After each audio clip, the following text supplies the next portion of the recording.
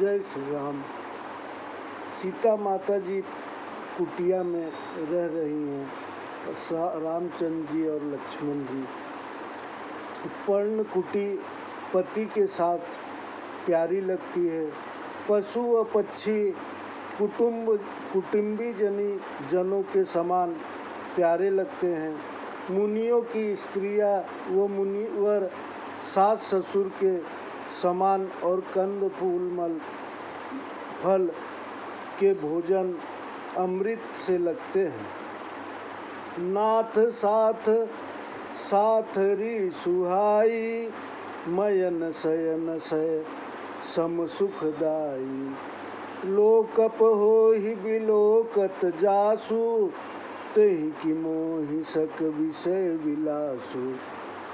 पति के साथ सुंदर साथरी ही कामदेव की सैकड़ों सेजों के समान सुखदायक है। जिनकी कृपा दृष्टि से मनुष्य लोकपाल हो जाते हैं, क्या उनको भोग विलास मोहित कर सकता है। सुमिरत राम ही तजहि जन, तृण सम विषय विलासु। राम प्रिया जग जननि सिय, कछु न आचरज तास। जिन राम जी का स्मरण करने से भक्तजन विषय भोग को तृण के समान त्याग देते हैं, उनकी प्रिया और जगत माता सीता के लिए इसमें कुछ आश्चर्य नहीं है। सिय लखन जहि विधि सुख लहहि, सोई रघुनाथ करहि सोई कहहि। कहहि पुरातन कथा कहानी, सुनहि लखन सिय अति सुख मानी। सीता जी और लक्ष्मण जी जिस प्रकार से सुख पावे, रामचंद्र जी वही करते और वही कहते हैं।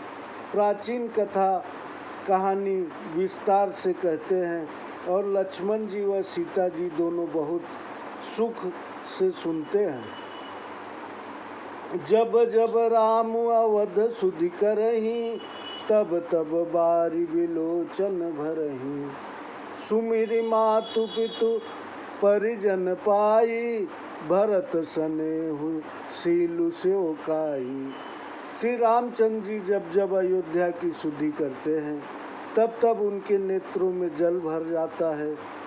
माता पिता कुटुंबी और भाई भरत के स्नेह शील तथा सेवा वृत्ति को स्मरण करते हैं।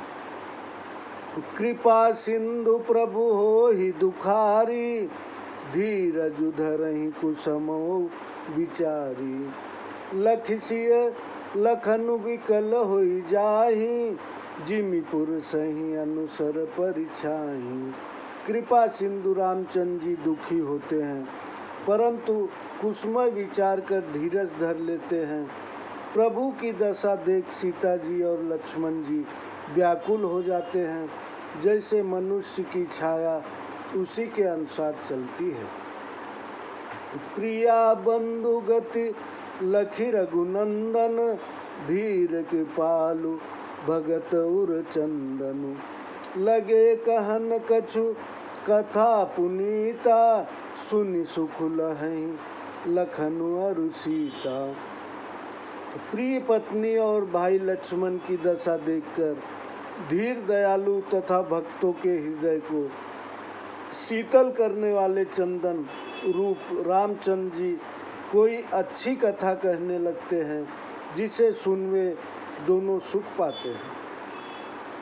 राम लखन सीता सहित, सोहत परन निकेत।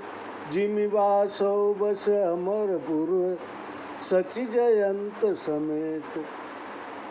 श्री रामचंद्र जी लक्ष्मण जी और सीता जी के साथ पर्णकुटी में ऐसे सुशोभित हैं, जैसे इंद्र सची और पुत्र जयंत के साथ अमरावती में बसता है। जो गवहि प्रभु सिय लखन ही कैसे, पलक विलोचन गोलक जैसे। से वही लखनु सिय रघुबर ही, जिनिया विवेकी पुरुष सरि सरहि सरी रही। प्रभु रामचंद्र जी सीता जी और लक्ष्मण जी की कैसे रक्षा करते हैं, जैसे पलक आँखों की पलकियों पुतलियों की ओर लक्ष्मण व सीता श्री रामचंद्र जी की ऐसे सेवा करते हैं जैसे अज्ञानी पुरुष शरीर की सेवा करते हैं। यही विधि प्रभु बन बसहि सुखारी, खग मृग सुर तापस हितकारी। कहु राम बन गवन सुहावा, सुनहु सुमंत्र अवध जिमियावा। इस प्रकार पशु पक्षी देवता और तपस्वियों के हितकारी प्रभु वन में रहने लगे। तुलसीदास जी कहते हैं, सुंदर राम वन गमन मैंने कहा, अब जिस प्रकार सुमंतपुरी में आए वो सुनो। फिर उन्हीं साधु प्रभु ही पहुँचाई, सचिव सहित रथ से देखे सियाई। मंत्री विकल विलोकि निसादु, कही न जायस भयउ विषादु। प्रभु को पहुँचाकर निषाद राज लौटा। उसने सुमंत सहित रथ को वहीं देखा। मंत्री को व्याकुल देखकर निषाद को दुख हुआ, वह कहा नहीं जा सकता। राम सिय लखन पुकारी, पर उधर नितल व्याकुल भारी। देखि दखिन दिशि है ही नाही, जनु बिनु पंख बिहग अकुलाही। सुमंत हे राम, हे सीता, हे लक्ष्मण पुकार कर बहुत व्याकुल होकर पृथ्वी पर गिर पड़े। घोड़े दक्षिण दिशा की ओर देखे, ऐसे हिनहिनाने लगे जैसे बिना पंखों के पक्षी दुखी होता हो। न ही तृण चरहि न पिए ही जलु, मूच ही लोचन बारी। व्याकुल भय निषाद सब, रघुबर बाजी निहारी। वे न घास चरते हैं न पानी पीते हैं, आँखों में से आंसू बहा रहे हैं। रामचंद्र जी के घोड़ों को देखकर निषाद राज जी व्याकुल हो गया। धरि धीरज तब कहीं निषादु, सब सुमंत्र परिहरहु विषादु। तुम पंडित परमार्थ ज्ञाता, धरहु धीर लखि विमुख विदाता। तब निषाद ने धीरज धर कर कहा, हे सुमंत, अब दुख को छोड़ दो। आप पंडित और परमार्थ के ज्ञाता हैं, विधाता को उल्टा जानकर धीरज धरो। विविध कथा कही कही मृदुबानी, रथ बैठारे बरबस आनी। शोक शिथिल रथु सकई नहा की, रघुबर विरह पीर उर्बा की। निषाद ने बदुरबाड़ी से अनेक कथाएं कह कहकर सुमंत को बरबस लाकर रथ में बैठाया, पर वे शोक के कारण शिथिल हो जाने से रथ को नहीं हाँक सके। राम विरह की उनके हृदय में बड़ी पीड़ा थी।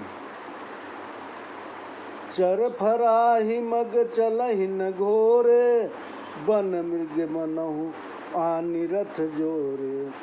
अटकी परहि फिर फेर हे रही पीछे, राम वियोगी विकल दुख तीछे।